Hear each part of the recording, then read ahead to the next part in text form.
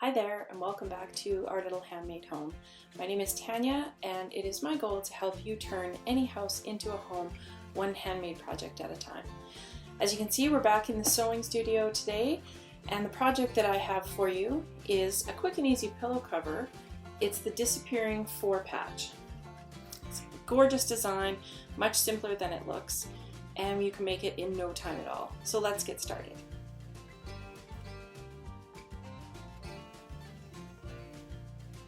Let's talk about fabric selection for this Disappearing 4-patch pillow. So this is a layer cake, most of a layer cake, from Riley Blake Fabrics called Portsmouth. It's designed by Amy Smart. It's absolutely gorgeous. It might be my favorite one that I'm working with right now. I've pulled out all the pieces of this layer cake that are singles. So all of these I'm not going to use, as much as I love them. I love the stars and the small flowers and the plaids, but because there's only one of them, I'm not going to be using those. And then there's a couple in here that I know I won't use, so I've taken those options out. The pillow that I've already made, as you can see, I've chosen this gorgeous print with the boathouse and the lighthouse, and then these stars and stripes for this is the first pillow. So if you're using a layer cake, you're not going to get two matching pillows, but what you want to look for is coordinating. So as you can see, I've used this particular fabric as my backing, and I have enough of it left to use the backing on the second pillow. So for that reason, I'm going to eliminate that one out of my choices. Because this one has a lot of blue in it, that's kind of what I want to stick with. So I think what I'm going to use, as much as I love these rusty reds, I think I'm going to use this floral, and then this really cute, it's oars and life preservers. So that with that together, I think will look really cute, and I think it'll coordinate really nicely with this. So when you're laying your fabric out for this pillow cover, it's really quite simple. You want to have two of the same fabric diagonal to each other in each case. And then what we're going to do is we're going to stitch these two together, and we're going to stitch these two together right down these sides. When you press them open, make sure that you're pressing towards your dark fabric, especially if one of your fabrics is white. And then we're going to stitch it this way with our seams nested together. So we'll be right back with that. Something that you'll want to pay attention to as you're putting this together is if you have directional fabric, make sure that your main squares, they're facing the way you want them to go. As you can see, I've got the oars facing upwards on both of these. If it wasn't directional, I wouldn't worry about it too much. But as you can see on this one as well, I want the houses facing up. I'm not too worried about these smaller strips because they're such tiny pieces, but in this case, I wanted the stripes going this way and I wanted the houses face up. Once you've pressed your seams open, just like we did with our brick path pillow cover, we're going to flip those over. And then as you can see, these are going to nest together perfectly because the seams are going different directions. This one goes this way, this one goes that way. So nest your seams together and then go ahead and stitch on the long edge. Now that we have our 4 squares stitched together, it's time to cut them, and this is where the fun really starts. So what you're going to do is use this nice clean center line as your marker, and you're going to cut 2.5 inches on each side away from that center line. I'm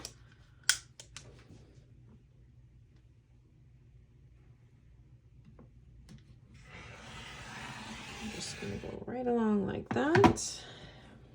We're going to move it over 2.5 And again, using that center line as a guide.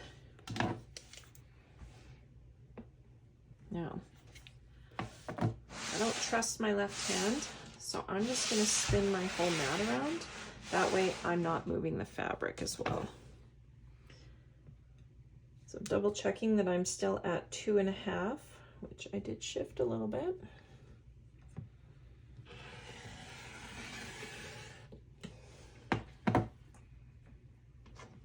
Okay, and then we're going to go the other way. Now I am going to have to move my fabric for this one because my particular cutting mat is too small. If you have a bigger cutting mat where you don't actually have to move anything, that is definitely a better option for this pattern. So again, we're going to go 2.5 inches from the center line. We're going to go up this side. I'm going to spin this around.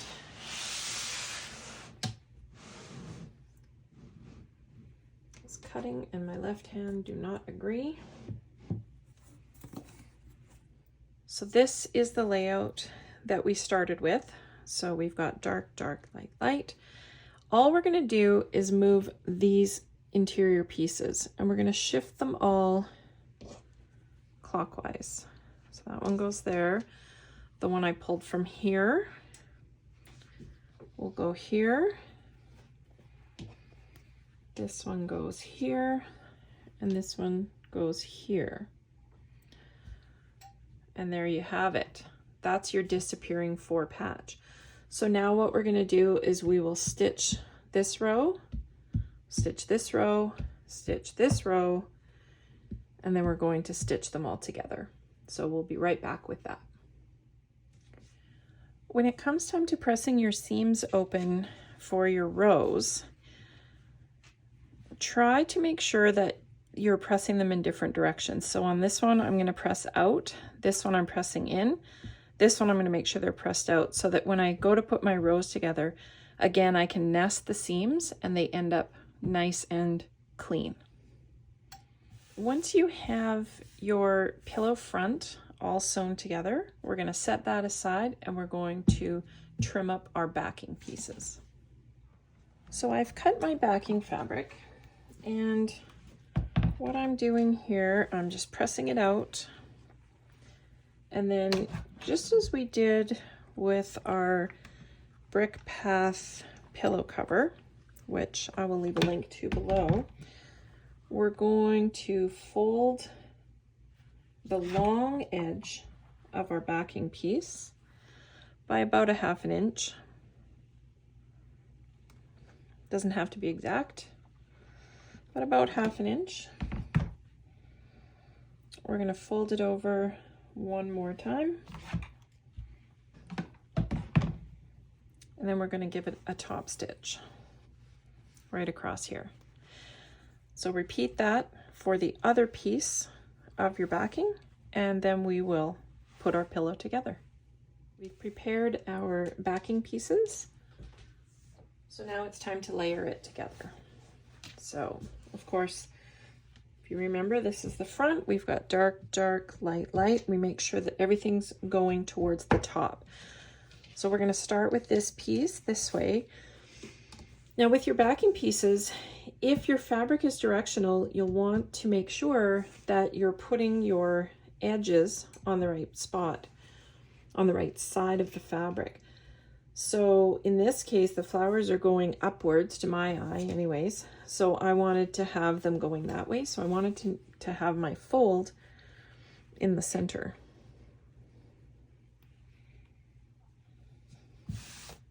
Or along the bottom, I should say, pardon me. And then with this one, as you can see, the flowers are still going upwards. So I've got my fold on this edge, which is going to overlap here. Now your square should be 18.5 inches right now. And if you need to, once you put your backing pieces on, you want to make sure that you've got a nice big overlap, because sometimes your pillow form can pull a little bit. We've got this right out to the edge, and I've got this one on the edge. So in this case, you know, I may trim up a little bit because we want it a nice clean edge. Otherwise, looks pretty good. So I'm just going to trim up this one side. So once you've trimmed up all of your edges, go ahead and either pin or clip your backing on all the way around, hold everything in place, and give it a 1/4 inch seam allowance on all 4 sides, and then we'll go ahead and turn it right side out. Once you have sewn your backing on all the way around, be sure to press it so that you set your seams, and then we're going to turn it inside out. I don't recommend clipping your corners at this time, because if you find out that you may need to redo the backing for some reason, you don't want to have clipped your fabric off and then you're not able to redo it. So let's turn it inside out, right side out, pardon me. And again, if you have fingernails like mine, you don't even need a tool, but you could definitely use a tool. If you don't have a pointed tool to turn your corners inside out, you could actually use even a chopstick. So pull them all out. Give it a good shake.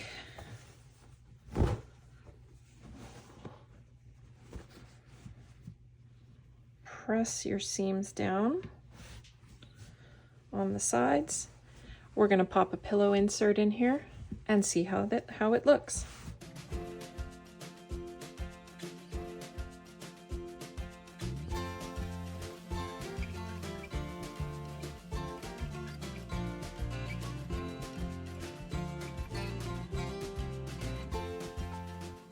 I hope you enjoyed today's project, the disappearing 4-patch pillow cover. It's a quick and easy way to add a little bit of custom decor to your home. As always, the links will be down below to anything that I've talked about in this video. And remember that this pattern is available in my shop. There'll be a link down below for that as well. And I'll see you again next week with another project.